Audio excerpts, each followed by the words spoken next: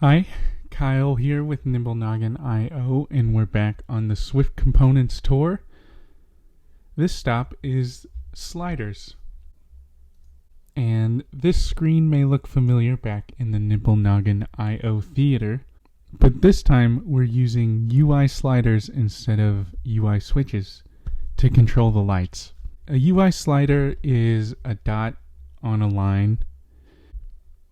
You move the dot around and can get the event of the dot changing on the line and running code based on the value of where the dot is on that line.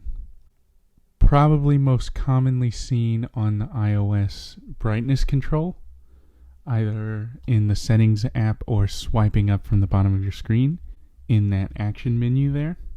Before with the switches we just toggled the lights on and off, but now we can gradually bring them up and down, on and off, left and right, in and out with a slider.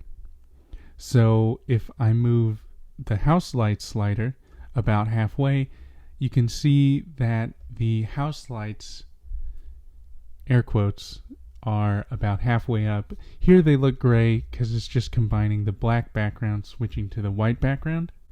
And when we turn them all the way up, it'll turn, the background is completely white. And I know before I mentioned that we're not about wasting energy, but you can actually, in this view controller, have the house lights and the spotlights on at the same time. So how about the storyboard? It looks pretty much identical, and in fact it is pretty much identical to the switch scene in the storyboard, except I've replaced the top switch with a slider and replaced the bottom button with a label and a slider. Nothing much new to cover here. Here we have a reference to both sliders and both of the labels above those sliders, and again we have a reference to both spotlights and the left and right constraint of their respective spotlights. Again, in view did load, just some setup for the shadows on those labels. Flipping the right spotlight again so that it faces inwards, and then moving them both off of the screen. Here is an example of the IB action commonly used with a slider, which is on the value changed event. Say you tap on the dot, you move it, and then let go. It's not only called when you let go, it's called many times per second as you drag the dot along the values.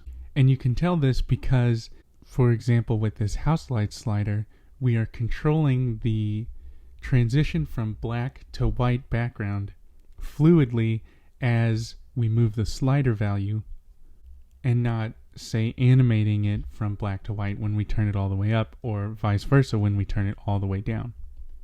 And what we're doing in the code is I reworked the turn on and off spotlights method and turn on and off house lights method to accept a value between 0 and 1, and either move the spotlights to that percentage of all the way on to all the way off, or set the house lights to that percentage of on to off, or white to black.